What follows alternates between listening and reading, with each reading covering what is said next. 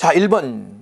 두 개의 서로 다른 금속의 접속점에 온도차를 주면 열 기전력이 생기는 현상은 무엇이냐? 1번은 열전 현상에 대한 문제죠. 자, 열전 현상이란 열이 전기로 바뀌고 전기가 열로 바뀌는, 쉽게 말해서 에너지 변환을 말하죠. 에너지 변환을 말한다. 열과 전기는 분명히 다른 에너지의 패러다임입니다. 그래서 어떤 현상들이 있겠냐? 첫째, 그래서 재백 현상. 서로 다른 금속을 접합하고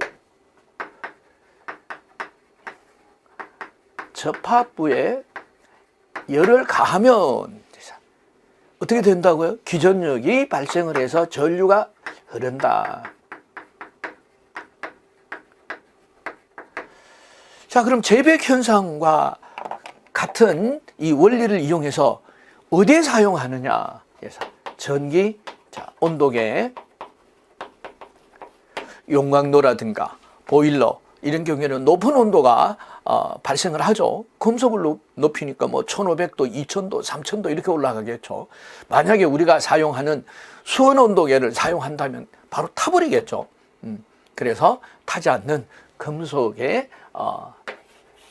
온도계를 넣어야 된다. 그것이 바로 재백 현상을 이용한 겁니다.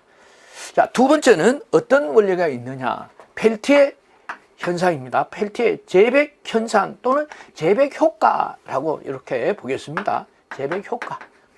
그리고 펠티의 효과.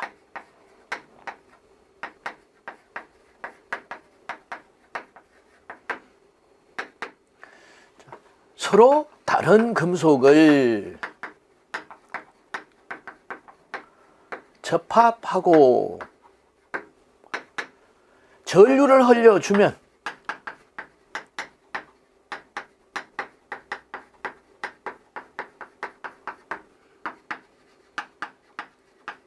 접합부에 여러 출입이 발생하는. 자, 그래서 어디에 사용하냐? 그래서 냉난방기에 사용을 하죠. 냉난방기에 사용한다. 재백 효과와 펠티의 효과가 주로 시험 문제 출제가 됩니다. 그럼 여기에서 서로 다른 금속은 어떤 금속이냐? 구리, 콘스탄탄. 자, 구리와 콘스탄탄을 연결한 것을 열전대 혹은 열전쌍이라고 하죠. 열전대라고도 한다. 자, 그럼 이 펠티의 효과에서 서로 다른 금속을 붙였는데 어떤 금속이냐? 안티몬과 비스무트죠.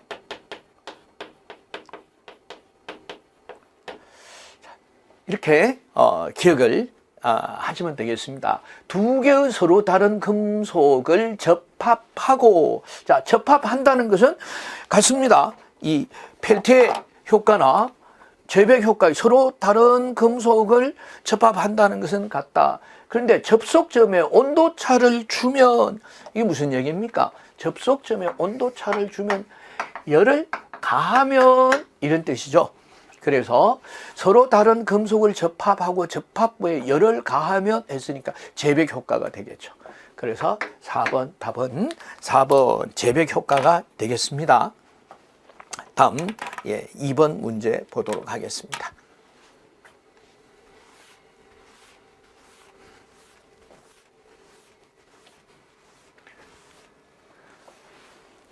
기전력 1.5V 내부장 0.25민 전지를 5개 직렬로 접속하여 단락시켰을 때, 자, 우리가 방금 배운 내용이죠. 전지의 접속 혹은 연결이겠습니다. 자, 그럼 몇 개, N이 몇 개냐, 몇 개의 전지를 연결하느냐 하는 거죠. 5개다. 자, 그럼 어떻게 연결하느냐 하는 거죠. 어떤 연결 방법이냐? 직렬로 접속한다. 여러분 알고 계시죠? 직렬 연결은 합성 기전력과 합성 내부 저항은 기전력 N 곱하기 2제로 N 곱하기 R0. 그래서 연결 개수와 기전력을 곱하면 되고 내부 저항 그리고 내부 저항과 연결 개수를 곱하면 되죠. 자, 그래 5개다 했으니까 5개 곱하기 자, 기전력이 1.5V다. 그럼 7.5V가 되겠습니다. 그리고 저항은 0.25옴 했으니까 5 곱하기 0.2 하니까 합성 내부 저항은 1옴이 되겠습니다. 직렬로 접속을 하여 자 여기까지는 이해 끝났는데 문제가 한 번 더 계산이 되죠. 단락을 시켰을 때 이 단락이란 이게 무슨 뜻이냐라는 거죠. 건전지를 5개를 연결하고 선으로 연결했다는 겁니다. 선으로 연결한다 하는 것을 영어로는 단락이다. 숏. 자, 가장 짧게 연결한다라는 얘기가 되겠죠. 단락으로 연결한다. 그러면 전원에 단락시키면은 이게 뭐 큰일이 나지 않나요? 날 수도 있고 안 날 수도 있습니다. 자, 원인은 뭐냐? 각 이 기전력의 내부 저항들을 가지고 있죠. 내부 저항을 가지고 있어서 이 내부 저항이 어떻게 되겠습니까? 이제 발열하기 시작하겠죠. 발열하기 시작을 해서 자 이런 상태로 어느 정도 유지가 되느냐에 따라서 문제가 발생할 수도 있겠죠. 그러나 전류에서 전류는 흐르겠죠. 전류가 흐른다. 자 그럼 전류는 이 전류 I는 ohm의 법칙에서 R0분의 2제로가 되겠죠. 이제 R분의 V니까. 그래서 이 전기 문제는 모든 문제가 ohm의 법칙이 적용이 된다 하는 거 기억을 하시면 되겠습니다. R0 구해줬죠. 1분의 2제로 7.5 하니까 7.5 암페어. 자, 이 문제는 단순한 이 기본 문제에서 계산을 2번 해라. 그러니까 응용 문제가 되겠죠. 그래서 7.5 암페어 4번이 답이 되겠습니다. 다음 3번 문제 보도록 하겠습니다.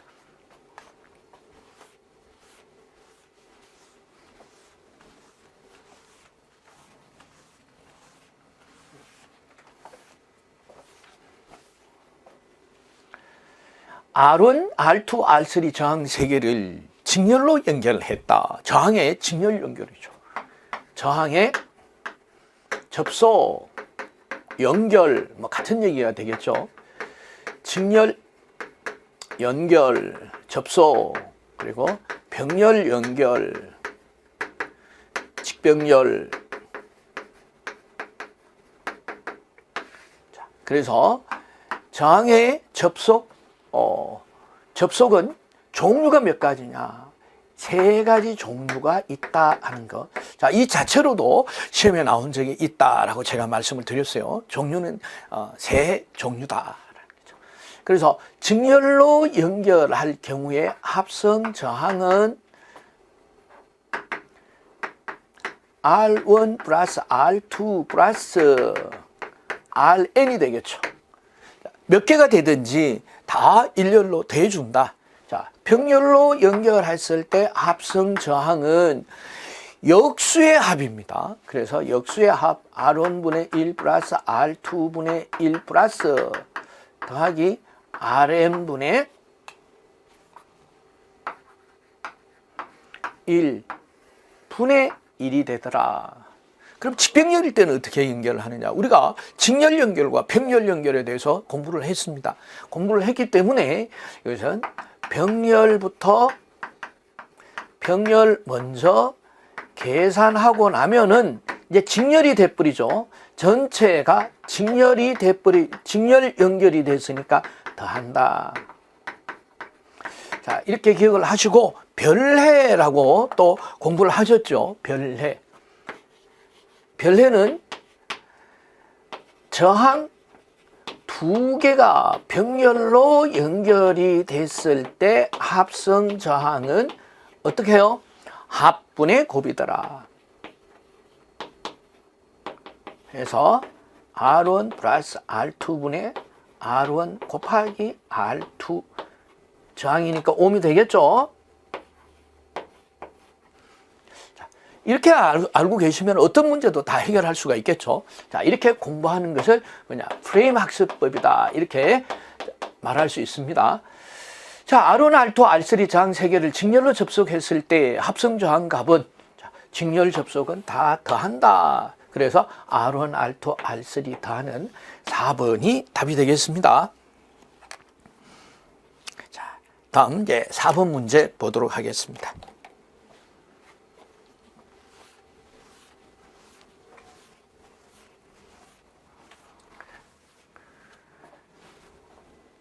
그림과 같은 평형 3상 델타 회로를 등가 Y 결선으로 환산하면은 각상의 임피던스는 몇 옴이 되느냐?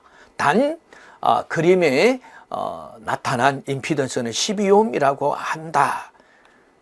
자, 단 12옴이다. 뭐 2번 했으니까 한 번은 지워도 되겠네요. 자, 그래서 임피던스는, 자, 이거 어떻게 해야 되느냐? 델타 결선, Y 결선에 대한 걸 알아야 되느냐? 자, 제가 비법을 가르쳐 드립니다. 비법.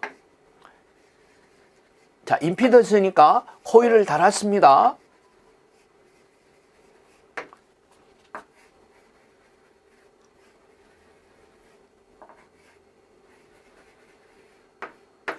자, Y 결선과 델타 결선을 했고 임피던스는 코일로 제가 도시를 해봤습니다.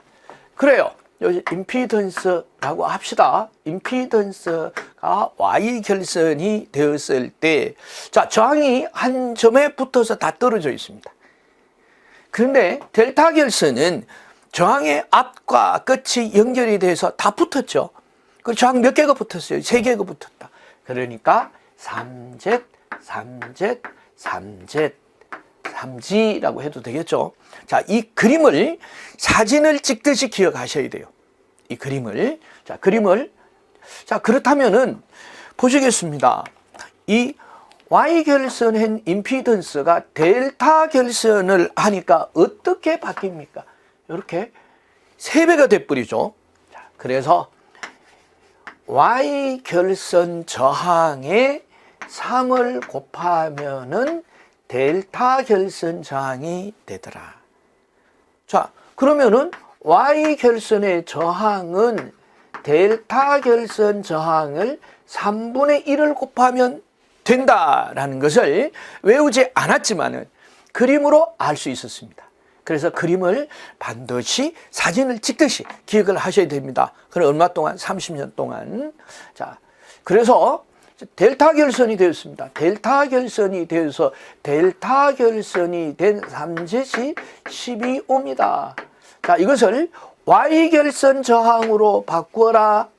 델타 결선 저항이나 임피던스의 3분의 1을 곱하면은 Y 결선 저항이나 임피던스가 된다라고 했으니까 여기서 3분의 1 곱하기 12는 4옴이 바로 Y 결선 저항이 되겠습니다. 자, 그럼 답은 3번이죠. 자, 이렇게 간단하게 기억을 하시면 되겠습니다. 다음 이제 5번 문제 보도록 하겠습니다.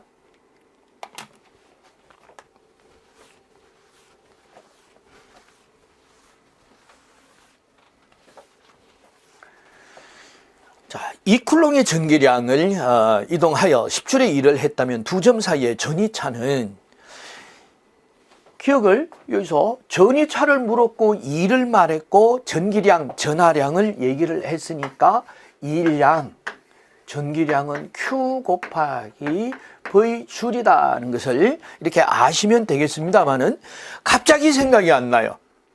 이 머리가 백지가 됐어요. 그럼 어떻게? 2쿨롱의 전기량이다. Q다. 10줄의 일을 했다. W. 일은 워크죠. 워크. 그래서 W. 2점 사이에 전이차는 V다. 자, 그래서 WQV의 관계식은 뭐야? 요거죠. WQV. 해서 묻는 말로 식을 세워라. 그럼 이제 전이차가 얼마냐 물었으니까 V는 Q분의 W 해서 이제 대입을 하면 됩니다. Q가 2쿨롱.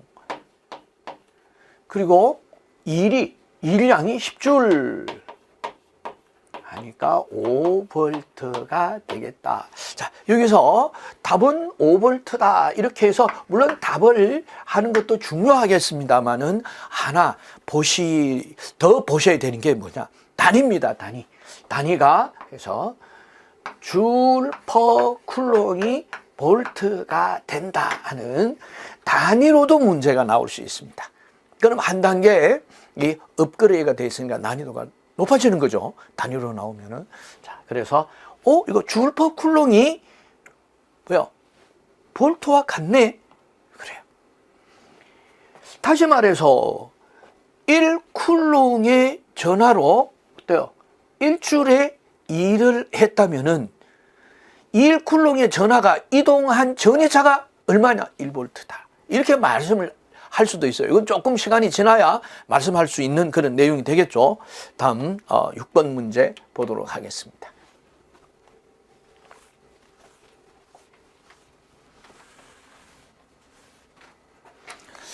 예, 다음 중 1줄과 같은 것은 뭐냐? 그래서 줄이라는 것이 뭐의 단위냐라는 거죠. 1의 단위였죠. W, 1의 단위는 줄이었다. 그럼 1은 어떻게 되나요? QV. 자, QV. 이렇게 됐는데, QV. 이렇게 되니까, Q는 쿨롱, 전압은 볼트. 그래서 쿨롱 곱하기 볼트가 줄이다라는 거 배우시죠? 그런데 없어요. 이 다른가? 틀렸나? 그런데 하나. Q 전하량. 전기량은 전류 곱하기 시간이었죠. 자, 이것을 대입을 해봅니다. 대입을 하게 되면은 I 곱하기 T 곱하기 V니까 이것은 V 곱하기 I 곱하기 T로도 바꿔 쓸 수 있겠죠. 순서니까. 그래서 V 곱하기 I가 P죠. 그래서 P 곱하기 T인데 얘가 단위 줄이 되기 위해서는 와트 곱하기 세크가 되겠죠. 세크가 줄이다. 굉장히 중요합니다. 단위로서 출제 빈도가 가장 높은 문제죠. 와트 세크가 줄이다 하는 거. 와트 세크가 줄이다. 단위 문제로 그리고 계산 문제로도 거의 빠지지 않고 시험에 나온다. 그러면 같은 게 있나요? 있네요. 와트 세크가 줄이다. 그래서 자, 이것도 이제 눈에 익히셔야 되는 겁니다. 다음 7번 문제 보도록 하겠습니다.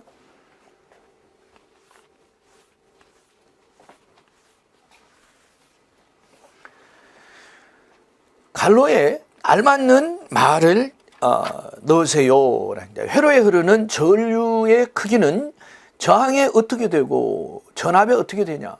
금방 생각이 안 나요. 그러면은 제가 말씀을 드렸죠. 자, 여기서 약을 한번 써봐라.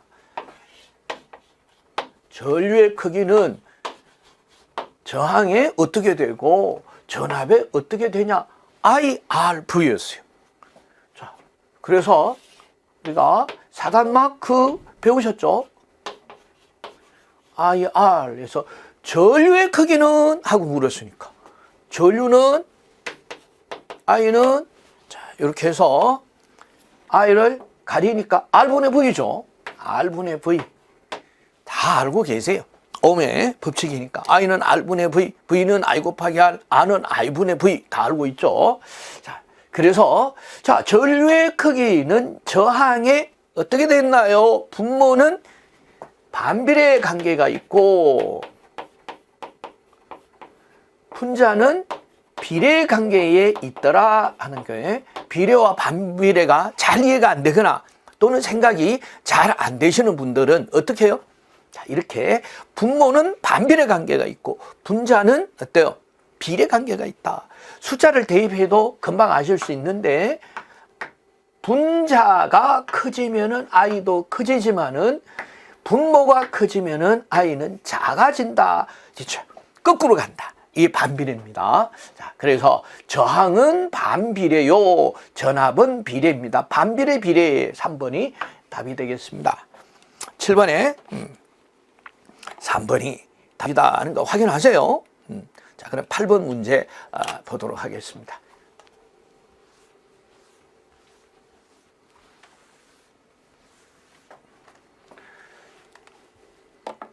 8번은 휘스톤 브릿지입니다. 휘스톤.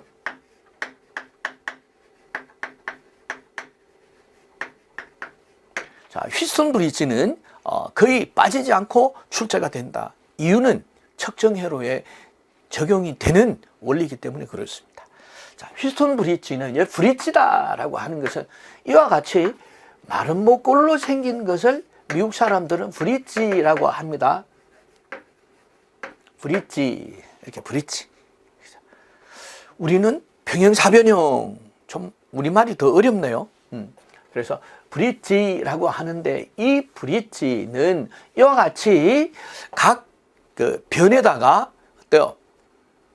임피던스를 달고 임피던스를 달았죠. 이렇게 임피던스, 요거는 R과 L이 직렬로 연결된 임피던스, R만의 임피던스. 자, 그리고 중간에 회로에 전류계를 연결해서 전류계를 보니까 만약에 지지치가 0이란다면은 좌측 회로와 우측 회로가 평행이 됐다. 그래서 결과적으로 평행이 돼서 어떻게 되는데 대각선 곱이 같다. 대각선 곱이 같아요. 자, 그래서 G1, G2, G3, G4라고 한다면은 G1 곱하기 G3는 G2 곱하기 G4다. 물론 R만 연결이 돼 있을 때는 저항이 R1 곱하기 R3는 R2 곱하기 R4. 자, 이렇게 말할 수 있는데 어때요? 리액턴스가 들어있지 않습니까? 그래서 임피던스라고 제가 표현을 했습니다. 그래도 마찬가지예요. 대각선의 곱이 같다. 자, 그래서 대각선의 곱을 해봅니다. 자, 어떻게 해요? 임피던스는 이렇게 되죠. Rx 플러스 Lx 곱하기 R2는 대각선으로 곱했습니다. LS 플러스 RS 곱하기 R1이죠. R1. 자, 이걸 전개를 한번 해봅니다. 전개는 한 번씩 곱해줘야 되죠. 이렇게 곱해줘야 된다. 그래서 RX, R2 플러스 LX 곱하기 R2는 LS 곱하기 R1 플러스 RS 곱하기 R1. 문자나 숫자 사이에 곱하기는 점으로 나타낼 수도 있고 아예 생략할 수도 있습니다. 자, 그래서 제가 구분하기 위해서 점으로 찍었습니다. 그리고 보니까 이것은 R만의 항이 됐고 요건 R과 X, R과 X, X가 자 R만의 회로다. 그러면은 물에 물을 부었어요. 그럼 물이죠. 성분이 안 바뀌어요. 그런데 L이라는 리액턴스, 저 주파수에 의해서 저 전류의 흐름을 방해하는 정도가 달라지는 이런 리액턴스 성분과 저항 성분이 곱해졌다. 다시 말해서 물에 기름을 부어버리면 어때요? 얘는 기름이 돼버리죠. 그래서 여기선 리액턴스가 됐다. 자, LX도 마찬가지로 리액턴스에서는 R이 되겠습니다. 자, 이렇게 해서 R 플러스 JX가 R 다시 플러스 JX 다시와 같다면은 어떤 조건이겠습니까? 저항은 저항대로 같아야 되고, 어때요? 리액턴스 성분은 리액턴스 성분끼리 같아야 되겠죠. 자, 그래서 R과 R 다시가 같고, X와 X 다시끼리 같아야 된다. 즉, R만의 이런 회로는 실수로 되어 있죠. 실수와. 그리고 리액턴스는 허수죠. 그래서 실수는 실수끼리 같고 허수는 허수끼리 같아야 되겠습니다. 자, 그래서 RX, R2는 RS, R1과 같고 LX, R2는 LSR1과 같은데 여기서 구하라고 하는 것이 LX예요. LX. 그럼 LX가 어디에 들었냐 보시면 되겠죠. 물론 요 리액턴스 항에 있겠죠. 그래서 LX를 구해야 되니까 LX는 어때요? R2가 등호를 중심으로 해서 좌변에서 우변으로 가면은 LX 곱하기 R2 했어요. 곱하기 R2가 등호를 중심으로 해서 좌변에서 우변으로 가면은 나누기 R2가 되겠죠. 그래서 R2분의 저항끼리 R1 곱하기 LS, R2분의 R1 곱하기 LS가 답이네요. R2분의 R1 곱하기 LS 2번이 답이 되겠습니다. 자, 답 확인하세요. 예, 2번 맞네요. 그럼 9번 문제 보도록 하겠습니다.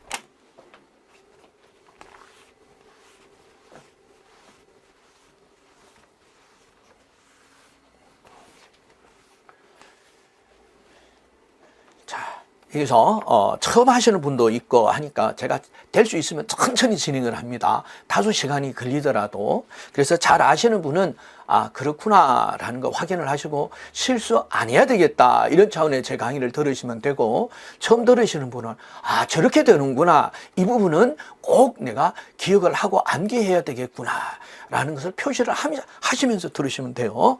자, 9번은 복소수가 되겠습니다. 임피던스는 실수와 허수로 나타냈죠. 자, A 플러스 JB 해서 실수다, 허수다. 자, 숫자가 두 개예요. 하나가 실수의 허수가 합해져 있습니다. 두 개 돼 있으니까 얘를 복소수다 이렇게 명칭을 하고 있습니다. 복소수가 뭐 별다른 거냐? 아니에요. 실수하고 허수가 합해져서 복소수고, 실수하고 허수가 어때요? 실수 3입니다. 허수 4입니다. 표현이 돼요. 그럼 7이네요. 이렇게 되면 안 되죠.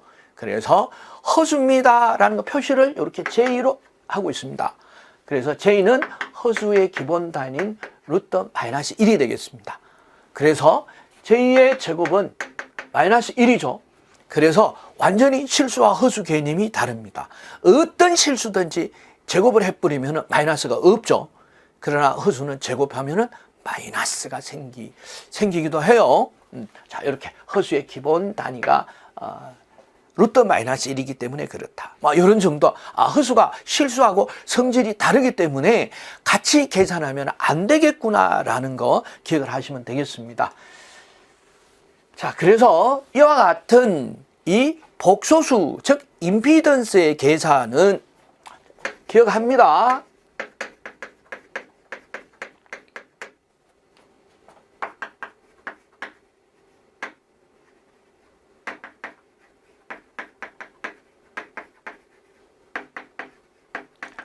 자, 이게 키입니다.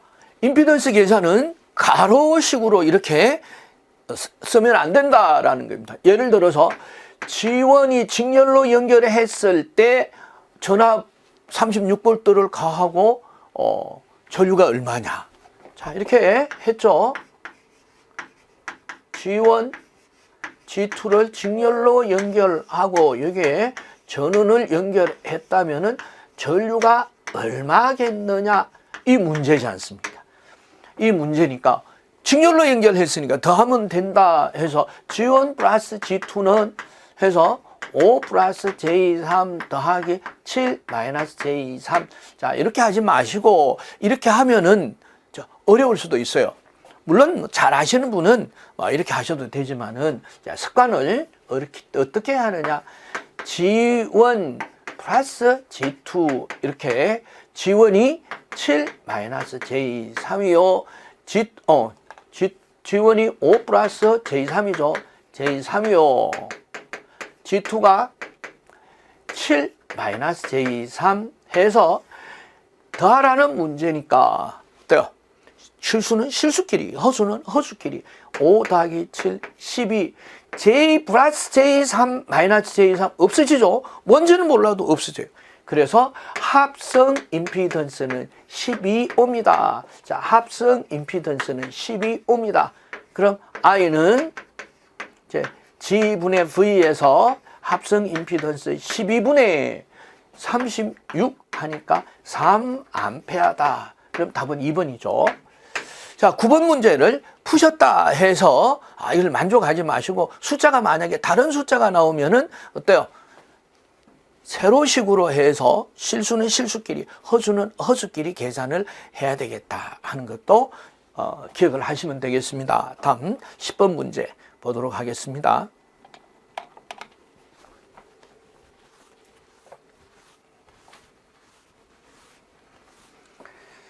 (220V) 100W 전구와 200W 전구 두 개를 직렬로 연결해서 220V 전원에 연결할 경우에 그 밝기가 어떻게 되느냐 하는 겁니다.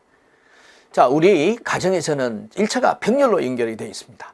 그래서 가정에서는 와트 수가 높은 게 더 밝아요.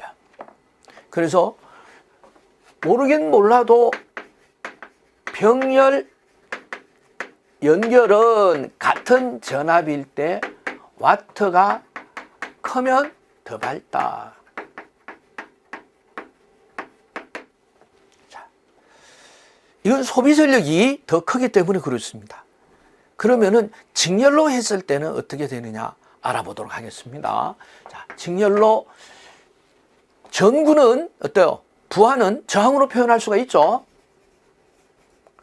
부하로 표현을 하고 전압을 220V 교류 전원을 연결했습니다. 자, 첫 번째 전구는 220V용 100W, 220V용 200W. 저항으로 연결했으니까 저항을 알아보도록 하겠습니다. 그리고 몇 볼트 몇 와트. 자, 이것은 사실은 내부에 이 발열체의 저항을 얘기해 주고 있습니다. 그래서 R은 P분의 V의 제곱. 자, 그래서 첫 번째 R1은 100분의 220의 제곱하면은 484ohm이 되겠습니다. 자, 이거 484ohm입니다. 자, 굳이 이 산출을 안 하셔도 되는데 제가 산출을 미리 해봤습니다. 자, 그럼 R2는 200분의 220의 제곱은 자, 전압은 같고 전력이 2배죠. 그럼 전력에 반비례하니까 이건 저항이 반이 되겠죠. 그럼 242ohm이 되겠습니다. 242ohm. 자, 이 저항을 직렬로 연결해서 저항의 전압을 걸었으니까 옴의 법칙에 의해서 전류가 흐를 것이다. 그럼 이 전류는 어때요? R1에 흐르는 전류와 R2에 흐르는 전류는 같겠죠. 어떻게 해서 기억을 하시면 됩니다. 직렬 연결은 전류가 같다. 자, 그럼 병렬 연결은 전압이 같겠죠. 그래서 가정에 연결된 모든 이 전원은 220입니다. 병렬로 연결됐구나라는 거 아실 수 있겠죠. 자, 그럼 전력은 이제 소비 전력이 많은 것이 더 밝다라고 말씀을 드렸으니까 P1 즉 484ohm 즉 220V용 100W에 의해 소비되는 소비 전력은 I 제곱 R이죠. I 제곱 R1. 그래서 I 제곱 곱하기 484W가 되겠고 P2 I 제곱 R2죠. 그래서 I 제곱 곱하기 242W. 자, 그래서 R 제곱 I 제곱 I 제곱은 같으니까 어때요? 저항이 2배가 되죠. 2배. 그래서 소비 전력이 2배의 P2와 같다. 얘가 P2 소비 전력이라면 얘는 2P2가 되겠죠. 그래서 220V용 100W가 더 밝다. 그런데 시험 칠 때 어떻게 이런 계산을 하느냐? 이런 계산을 잘 못하겠죠. 시간도 걸리고 또 하다가 보면은 혼란스럽고. 그래서 전구는 직렬 연결인 경우에는 와트 수가 낮은 것이 병렬 연결인 경우에는 와트 수가 큰 것이 더 밝다. 자, 이렇게 기억을 하시면 막 깔끔하죠. 그래서 220V용 100W, 100W와 200W, 100W가 더 작죠. 그럼 100W가 더 밝다. 100W 전구가 더 밝다. 2번이 답이 되겠습니다. 이제 밝기 문제는 이렇게 다 아실 텐데, 그런 문제는 이렇게만 나오느냐? 아니다라는 거죠. 자, 어떻게? 백열전등을 온 했을 때의 저항과 오프 시의 저항이 어느 것이 더 밝을 것이냐 하는 이런 문제도 출제가 됐습니다. 이 바로 응용 문제죠. 자, 그럼 어떻게 해요? 네. 여기서는 하나 더 아셔야 됩니다. 저항은, 도체의 저항은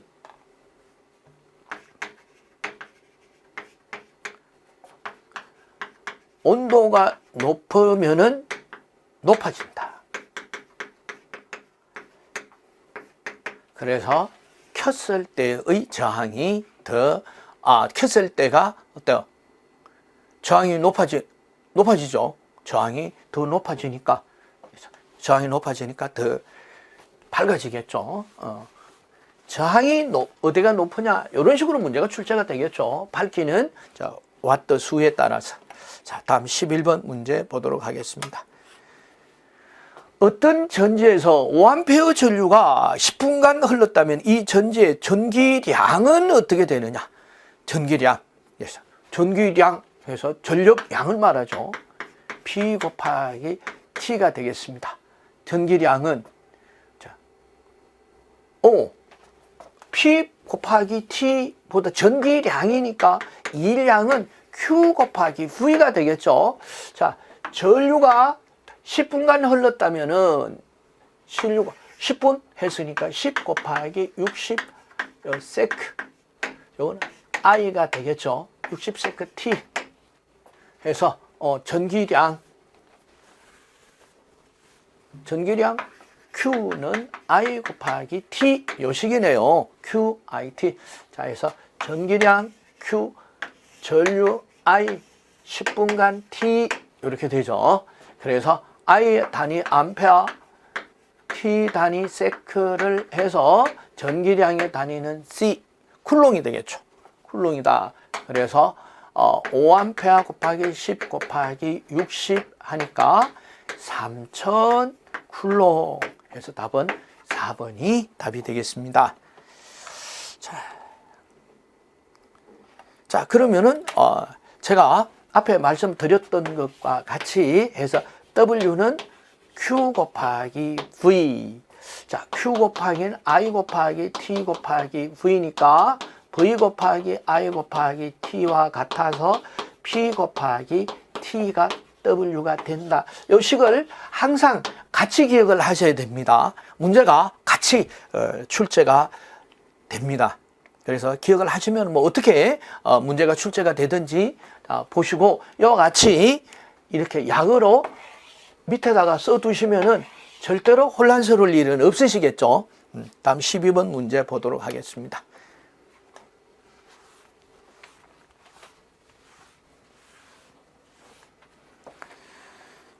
자, 물질 중에 자유전자가 과잉된 상태는, 자유전자가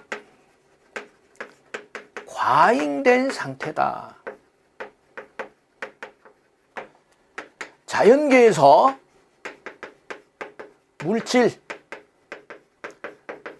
물질은 중성 상태가 있죠. 중성, 즉 플러스도 아니고 마이너스도 아니다. 이것은 원인은 양성자와 전자수가 같기 때문에. 자, 그런데 전자가 과잉이 됩니다. 예, 전자가 과잉이 되면은 자유전자는 마이너스죠. 마이너스가 과잉이 되니까 이것은 어때요? 마이너스 부전하로 대전된 상태가 되겠죠. 그래서 마이너스로 대전된 상태다. 그래서 12번은 1번이 되겠습니다. 다음 13번 문제 보도록 하겠습니다.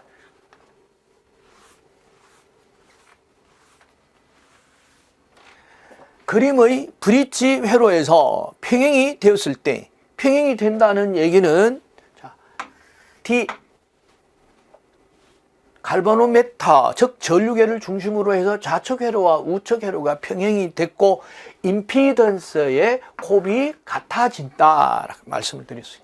그래서 G1, G2, G3, G4 그래서 G1 곱하기 G3는 G2 곱하기 G4와 같다.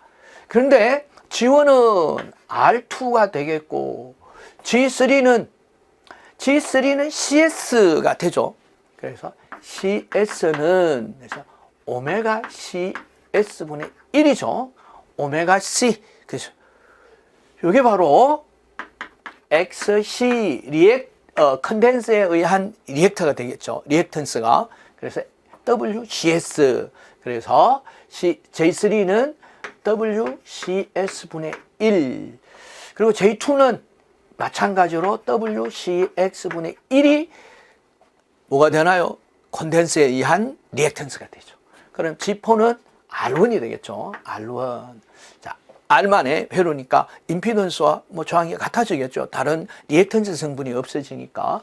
자, 이렇게 해서 곱해 보겠습니다. 예, 곱하면은 어떻게 되나요? 자, WCX가 오메가 CX죠. 오메가 CX가 어때요? R2에 곱해지고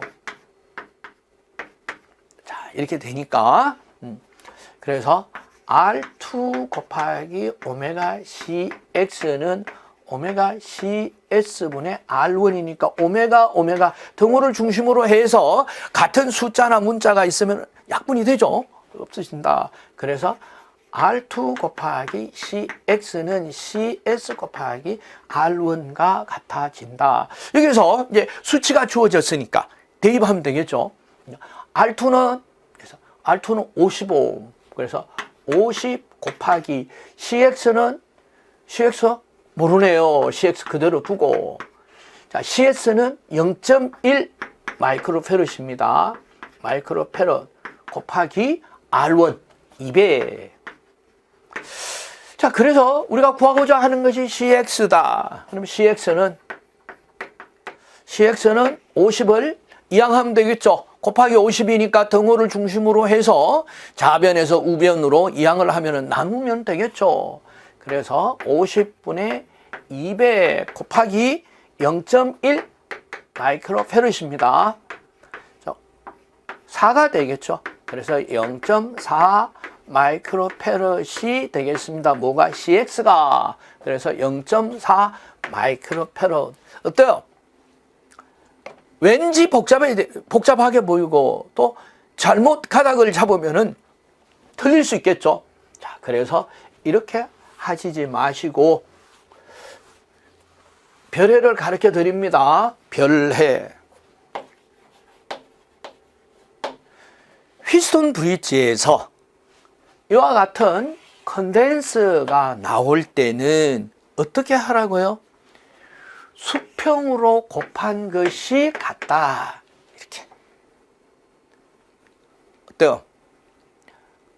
저항과 코일, 임피던스가, 인덕턴스가 나올 경우에는 어때요? 대각선의 곱이 같다. 이렇게 하시면 되는데, 컨덴서, 커패시턴스가 나올 경우에는 수평으로 곱한 것이 같다. 수평으로 곱해 봅니다. R2. 자, 그대로 숫자 바로 곱합니다. 그래서 50 곱하기 CX는 200 곱하기 0.1 마이크로페럿. 그럼 CX는 50분의 200 곱하기 0.1 마이크로페럿이니까 여기 4가 돼서 0.4 마이크로페럿. 어때요? 아주 간단하죠. 자, 그래서 이와 같이 이제 휘스톤 브릿지의 저항만의 회로, 저항과 어때요? 인덕턴스가 있는 경우, 그리고 어때요? 콘덴서가 있는, 커패시턴스가 있는 경우, 세 가지 경우죠. 콘덴서가 있을 경우에는 수평으로 곱한 것이 같다. 그 외에 저항이나 어때요? 코일이 있는 경우에는 대각선의 곱이 같다. 이렇게 기억을 하시면 되겠습니다. 다음 14번 문제 보도록 하겠습니다.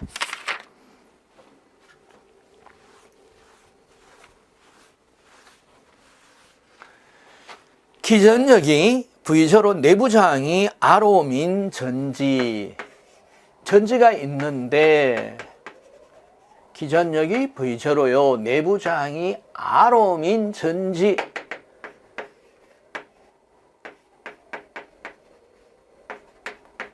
몇 개를 연결했다고요?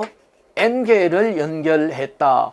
직렬 연결했다. 그러면 전체 내부 저항은 합성 기전력과 합성 내부 저항을 직렬로 연결했을 때 N 곱하기 2제로, 이건 V제로 했으니까 V제로, 그리고 R은 N 곱하기 R이 되겠죠.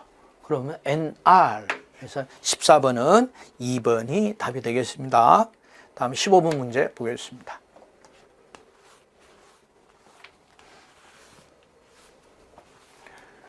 주러 법칙에서 발열량 계산식으로 옳게 표시한 것은, 자, 줄의 법칙에서 P는 V 곱하기 I 제곱 R, W는 P 곱하기 T고 단위는 줄이었어요. 이것은 왓더였었고, 자, 그럼 발열량 hit은 어떻게 되느냐? 그래서 발열량에서 1줄은 0.24 칼로리니까 우리가 0.24 P 곱하기 T 칼로리고 이것은 CMT와 같다 이렇게 배웠습니다. 이렇게 배웠는데 H에 0.24가 없어요. 얘 어떻게 됐습니까? 줄 열량은 0.24하고 단위가 칼로리로 되어야 되는데, 자, 이것은 어떻게? 열량은 열량인데 단위가 어때요? 환산 전의 열량이에요. 환산하지 않았습니다. 왜? 단위가 처음 줄이죠. 자, 줄일 경우엔 바로 이 식입니다. 여기 줄이 있죠. P, 자, 여기서 P니까 I 제곱 R 곱하기 T 줄이 되겠죠. 자, 이 상태입니다. 그래서 열량은 I 제곱 R 곱하기 T 줄, 이렇게 4번 여기 있네요. 그래서 P 곱하기 T가 되어 있죠. I 제곱 R이 P니까. 자, 그래서 15번은 답이 4번이다는 걸 알고 있는데 이 단위 때문에 함정이었어요. 자, 그럼 16번 문제 보도록 하겠습니다.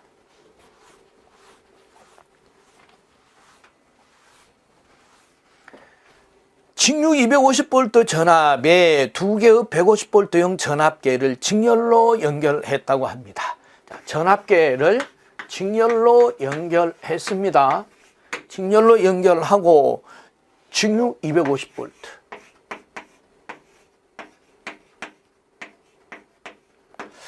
자, 여기서 주의하셔야 되는 것은 모든 부하는 저항으로 연결할 수가 있어요. 저항으로 나타낼 수가 있습니다. 그래서 R1, R2 전압계이지만은 근본적으로 내부 저항이 있습니다. 건전지에 내부 저항이 있었듯이. 자, 그래서 지시값 V1, V2가 얼마냐? 다시 말해서 R1, R2에 의한 전압의 분압이죠. 분압이다. 모르긴 몰라도 V는 V1 플러스 V2가 된다는 것이 바로 키르이호프의 제2법칙, 전압평형의 법칙이었죠. 전압평형의 법칙. 자, 그래서 각각 몇 볼트가 걸리느냐 V1, V2를 알아야 되겠다라는 거죠. 그럼 V1은 어떻게 되나요? V1은 어때요? 합분의 자기장 곱하기 전체 전압이죠. 자, 이렇게 공부를 했습니다. 그래서 잘 기억을 하셔야 돼요. 이제는. 그래서 합 R1 플러스 R2분의 자기장 R1 곱하기 전체 전압 V가 V1이다. 그래서 아주 쉽게 가시자고요. 그렇다면 R1, R2가 얼마냐? 자, 여기서 R1, R2 이렇게 돼야 되겠네요. 그죠? 책에도 이렇게 좀 수정을 해주시면 되겠습니다. R1이 15kΩ, R2가 10kΩ이다. 이것이 15kΩ이다. 이것이 10kΩ이다. 그래서 15kΩ 플러스 10kΩ분의 자기 저항이 15kΩ인데 전체 전압은 250V였죠. 그럼 V1은 여기서 키로 없어지네요. 해서 25분의 15 곱하기 250이니까 150V가 되겠습니다. 보연이 150V. 그럼 합해서 250V가 되어 있으니까 이거는 100V가 걸려야 되겠네요. 그래서 150V, 100V 해서 2번이 답이 되겠습니다. 16번에 자, 답 확인하시고요. 17번 문제 보도록 하겠습니다.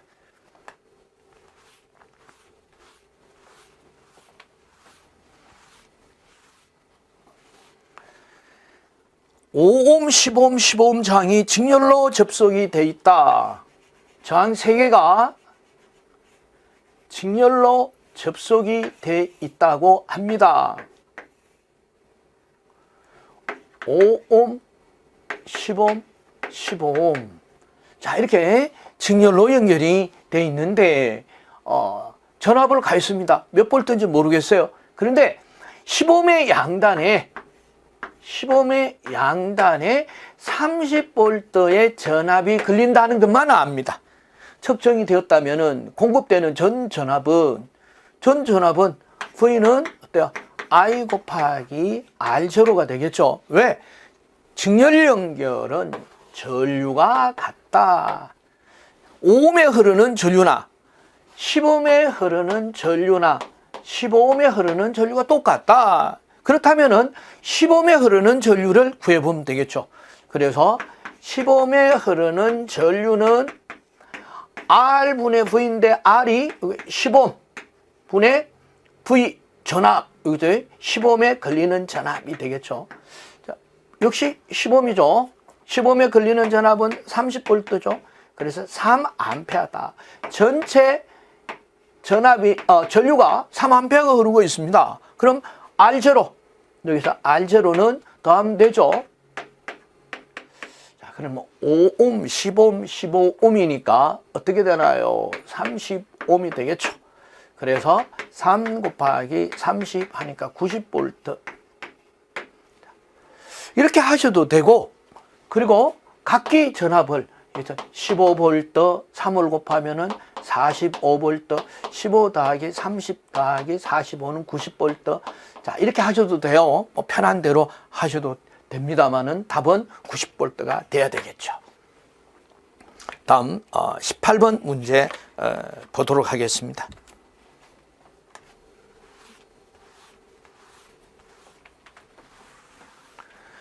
전압계의 측정 범위를 넓히는 데 사용이 된다. 이것을 배율기라고 합니다. 그리고 전류의 범위를 확대하는 방법은 음냐 분류기라고 해요.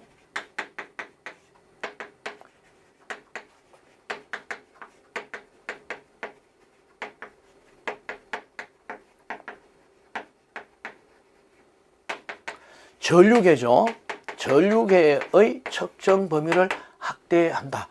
자, 어떻게 하면 그렇게 되는데 이렇게 되죠. 자, 권선 변압기의 권선 저항을 한번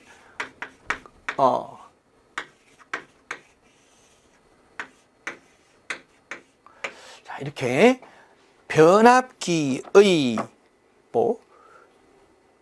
전류와 전압을 측정하는 회로를 한번 구성을 해 봤습니다.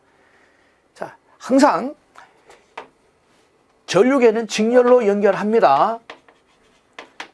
전압계에는 병렬로 연결하는데 중요한 것은 이 전류계의 범위를 넘어서 측정을 하고 싶다. 예를 들어서 이 전격 전류가 이렇게 흐른다면은 이 전류계는 타버린다. 자, 자기의 전격 한도 전류를 초과하니까. 그렇다면은 어떻게 하면 되겠습니까? 전류를 바이패스하면 되겠죠.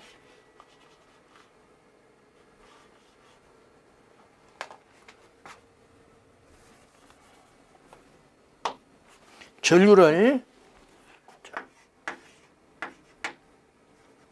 자, 이렇게 하겠습니다. 그러면은 이렇게 바이패스하면 되겠고, 다음 전압계의 전압의 범위를 어때요? 초과해서 측정을 하고 싶다. 그러면은 직렬로 이렇게 저항을 연결하면 되겠습니다. 그래서 이 저항이 분류기, 배율기가 되겠습니다.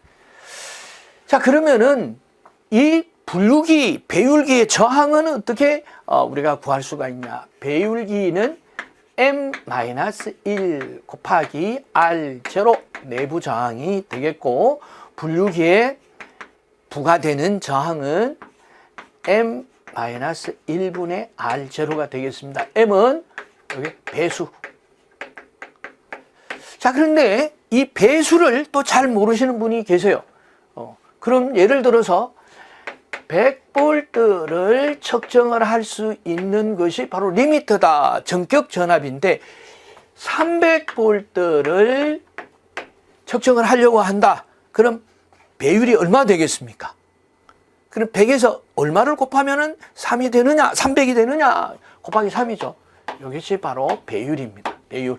그래서 예를 들어서 3-1 곱하기 내부 저항 5000옴, 그러면은 약 10,000옴의 저항을 어때요?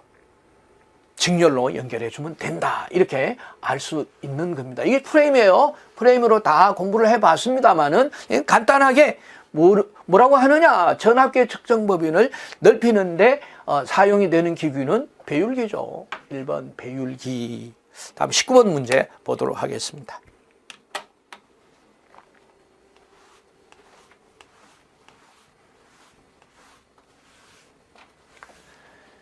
(2옴의) 저항에 3A 전류를 1분간 흘렸다면 이 저항에 발생되는 열량은, 자, 2옴에 저항했으니까 여기 R이라고 한번 써봅니다. R. I 전류를 1분간 흘렸으니까 T. 이 저항에 발생되는 열량은 H. 자, 이렇게 되죠. 그럼 우리 열량, 줄 열량식에서 0.24 I 제곱 R 곱하기 T 칼로리. 자, 이렇게 금방 알 수가 있죠. 이게 또 강력한 방법입니다. 자, 그래서 기억을 대입을 하시면 되겠죠. 뭐 곱하기 I가 3A니까 3의 제곱 곱하기 R이 2 곱하기, 자, 1분간 여기서 T는 반드시 세크로 해야 칼로리로 바뀝니다.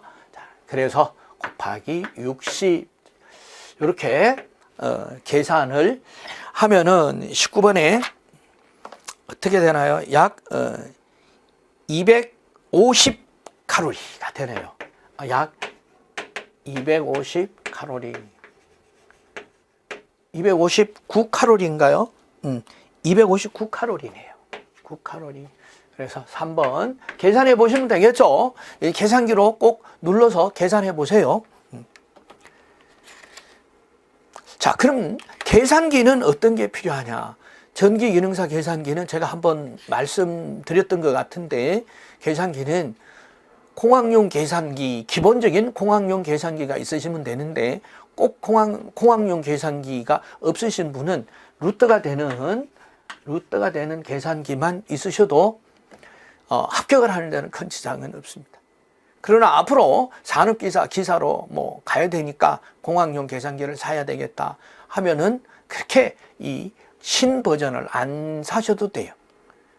또 버전이 높으면은 그만큼 사용 방법이 어려워져 있죠. 그래서 계산기는 있으셔야 한다는 거 기억을 하시고 연습을 하셔야 돼요. 계산하는 연습. 자, 다음 20번 문제 보도록 하겠습니다.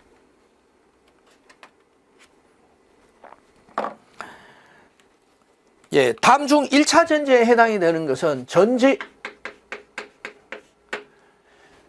전지는 전원을 공급을 하는 장치예요. 전원, 전압 이렇게 얘기를 합시다.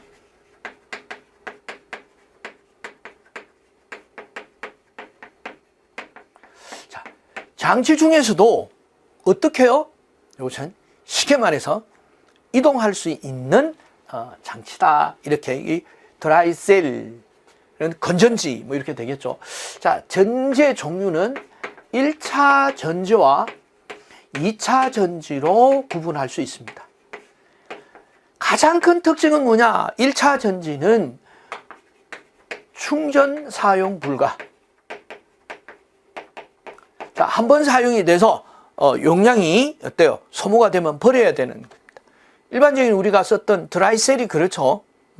그럼 두 번째는 충전해서 재사용 가능. 자, 그럼 1차 전지에는 어떤 것들이 있느냐? 주로 망간 전지와 알칼리 전지입니다. 알칼리 전지, 우리가 사시면 알카라인이라고 적힌 것이 알칼리 전지입니다. 차이점은 뭐냐? 망간 전지보다가 알카라인 전지는 용량이 더 크고 오래 쓸 수 있죠. 단점은 뭐냐? 가격이 비싸다는 거죠. 자, 2차 전지는 그래서 납축 전지, 니켈, 카드뮴, 리튬 이온 전지. 자, 이런 종류의 2차 전지들이 있습니다. 자, 그럼 1차 전지에 해당이 되는 것은 만간 드라이셀 건전지 1번이 답이 되겠습니다.